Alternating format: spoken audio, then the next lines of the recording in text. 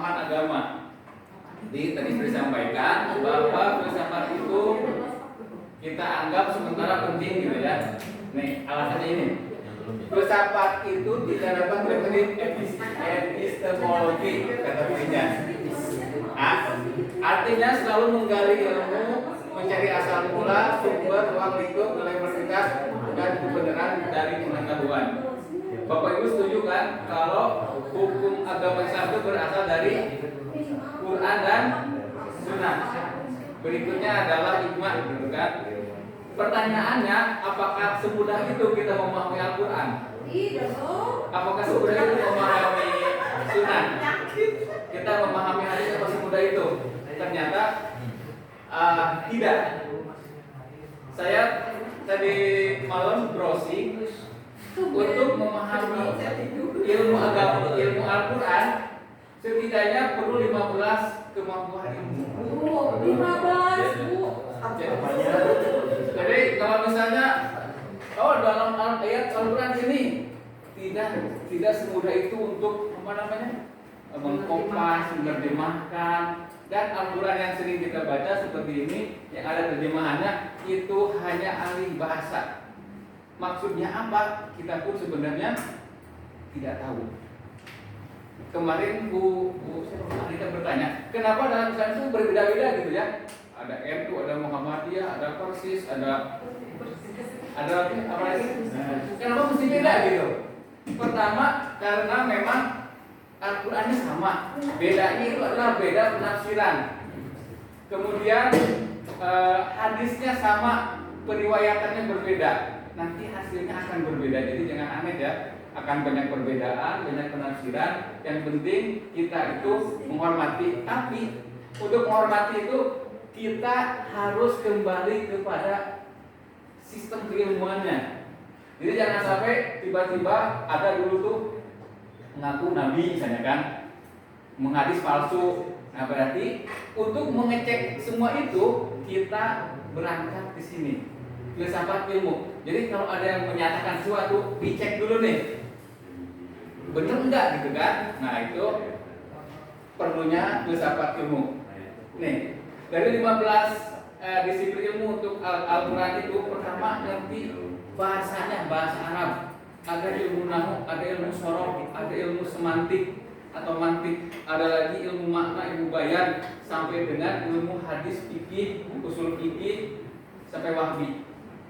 Susah gitu kan? Berarti semua itu adalah karena mereka itu menggali ilmu, mencari sampai dengan sumbernya, asal mulanya. Kalau hadis ini apakah ini hadis yang paling bagus apa Pak? Mutawatir itu yang dengarnya banyak. Ada setelah mutawatir itu ada lagi ahad yang dengarnya satu orang, ada lagi hasannya sampai dengan hadisnya bagaimana. Itu semua kita tahu karena apa? Kita menggali ilmu, gitu ya. Kemudian apakah berfilsafat itu perlu dalam beragama Islam terutama? Nah, dalam beberapa ayat kita mendengar adanya ulil albab. Di ayati di ulil albab. Surat apa nih? Kenapa Pak? Yang ada ulil albab itu? Itu Ali-Imran. Jadi Allah itu kita meyakini ada dua macam ayat ya. Ayat itu apa? Ayat itu dalam arti ayat itu tanda apa? Ayat itu apa ya? Ayat itu artinya bukan ayat dalam pasal-pasal. Ayat itu tanda-tanda. Tanda bahasa Allah ada dua macam. Ada yang kauniyah yang diucapkan, ada yang kauniyah berupa alam semesta. Jadi, ilmu dalam Islam itu dibagi menjadi dua jenis. Ada ilmu yang alimul ghaibi dan syahadat. Jadi yang tampak dan tidak tampak. Jadi jangan heran ada nanti orang Islam yang beraliran tampak-tampak saja. Ada yang aliran kebatinan saja. Itu saya bilang ekstrim gitu ya. Saya pernah ketemu orang yang udah nggak usah sholat gitu karena udah batinnya udah sholat, Itu salah satu orang yang terlalu ekstrim di batin. Kemudian konsep ilmu itu dalam Islam itu ada dua macam. Ada ilmu dalam artian pemikiran, ada ilmu dalam artian zikir, spiritualitas. Jadi kalau kita memperdalam ilmu, kita memperdalam ilmu yang bersifatnya tadi akademika dan ilmu yang harus memperdalam zikir, olah perasaan, olah keyakinan. Nah, makanya ketika orang yang punya pemikiran dan zikir tadi spiritualitas, saya yakin gak akan ada orang Islam yang tersesat di jalan yang gelap. Yang ada adalah filsafat itu akan menambah keyakinan seseorang terhadap kebesaran Allah. Setuju nggak? Mestinya begitu teorinya. Pernah Anda mendengar namanya Yahya Baloni? Yahya Baloni? Ya tahu. Dia itu pendeta. mantan pendeta. Dia itu rektor di Universitas Cendrawasih. Dia itu doktor filsafat. Akhirnya dia dapat hidayah dengan ilmu filsafatnya. Jadi dia masuk Islam. Ada lagi yang baru-baru ini meninggal namanya Stephen Indra Wibowo. Dia itu di katedral. Apa namanya? Pastor gitulah. Ya, Di katedral. Dia juga doktor filsafat. Dia sudah menggelincirkan banyak umat Islam dengan ilmu filsafatnya. Kayak tadi, nah ya Allah gimana gitu kan. Karena orang Islam tuh tergelincir keimanannya. Ada yang masih iman, ngapain kamu sholat gitu kan, puasa lapar-lapar gitu gak ada gunanya, leles gitu kan, ngapain puasa. Akhirnya orang Islam itu ada yang memang murtad, ada yang memang jauh dari agamanya karena ilmu filsafat. Tapi ketika kita melihat Yahya Baloni misalnya salah satu tokohnya, dia itu benar-benar sangat mencintai Islam karena ilmu filsafatnya. Baik, dalam perkembangannya ilmu filsafat ilmu itu menghadirkan kelompok pemikir Islam dalam dua jenis pemikiran. Yang pertama adalah yang konvensional dan yang kontemporer. Itu konvensional itu sekitar abad ke-11 katanya, abad ke-10 ke-11 Masehi. Yang kontemporer itu yang 19 Masehi. Salah satunya adalah Muhammad Abduh yang diikuti oleh Muhammadiyah. Ini adalah bukan tokoh yang membuat mengikuti pemikiran kontemporer. Kita lihat ciri-cirinya. Zaman dulu itu yang ketika pemikiran konvensional memikir bahwa agama itu sesuatu yang dogmatis, terus sesuatu teologis, pokoknya nama cek agama teh sholat teh, ibadah itu pemikiran naon. Mungkin tadi pengaruh oleh si penjajah tadi, biar orang Islam itu bodoh gitu kan. Kemudian membaca teks, menghafal ritual keagamaan. Saya yakin itu gara-gara si penjajahan tadi ya, biar umat Islam itu nggak bangkit gitu. Tapi setelah kontemporer, nah baru kepalanya terbuka. Kalau Pak Ijan bilang akalnya mulai akal sehat gitu.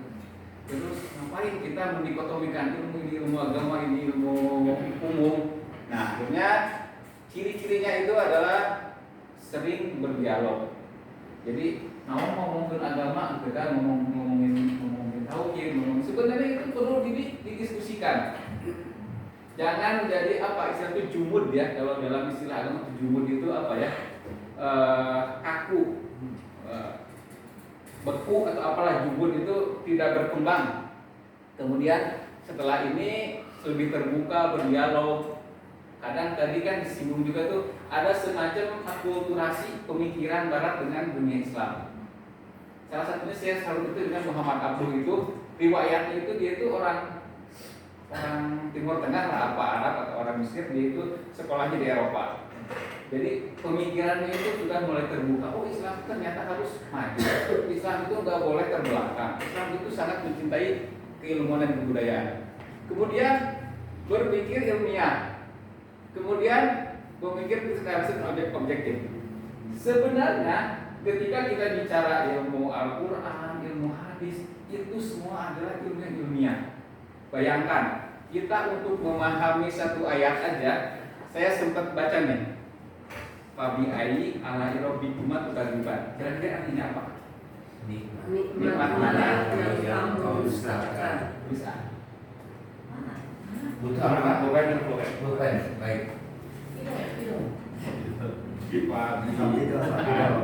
Luas Mas Andre. Ya, sakit ya. Pokoknya gitulah. Rabbikuma tukadziban. Kata-kata nikmatnya mana? Mana? Babi, enggak babi. Nikmati gitu enggak kan? Alai rabbikuma kuma gitu kan, dan seterusnya. Enggak ada kan kata-kata nikmatnya. Saya pernah dalam suatu medsos gitu kan, orang menyatakan rabbikuma itu saya tanya tuh, tolong mana kata nikmat di dalam ayat ini? Enggak ada. Artinya apa? Ini adanya adalah sesuatu yang kontekstual. Jadi nggak ditelan bulat gitu. Kalaupun memang arti itu kalau secara ayat ya. Jadi Fabi ai ayat 3 tukadziban itu maka ayat mana gitu kan? Ayat yang mana dari tugasan Allah itu yang akan kalian dustakan? Itu benar secara tekstual. Tapi kontekstual kan sebenarnya kita itu nikmat. Ar-Rahman itu bicara tentang misalnya penciptaan manusia, alam semesta segala macam, maka itu artinya adalah nikmatnya. Muncullah kelompok yang tekstual dan kontekstual.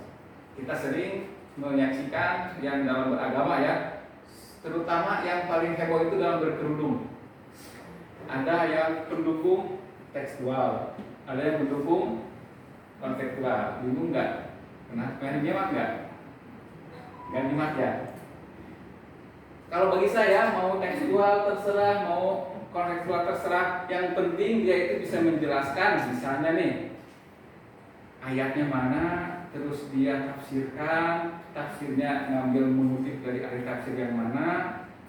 Dan saya yakin ketika diurai secara filsafat ilmu akan menemukan sesuatu kebenaran dan tidak perlu diperdebatkan. Cek Pak Iqbal mah dua lagi ayat dasar hukumna. Terakhir saya ingin menyampaikan bahwa Allah menyuruh kita menjadi ulul albab. Ulul albab itu dalam surat apa nih, Al-Hasyr ya, ayat 22 23, bahwa bahkan banyak yang berkaitan ulul albab. Ulul albab siapa gitu ya? Pertama itu ya ahli saya tulis nih. Ulul albab itu artinya berkaitan dengan pikiran, berarti yang pikiran itu jernih. Kemudian perasaannya itu juga bersih. Terus ada lagi yang pemikir atau intelek, berpikir dengan benar, tidak sesat, dan pemahaman, understanding, memahami segala hal sampai dengan akar-akarnya. Kemudian seperti halnya ilmu filsafat, endingnya adalah wisdom, kebijaksanaan. Baik, terima kasih Pak Moderator. Terakhir pemaparan selanjutnya oleh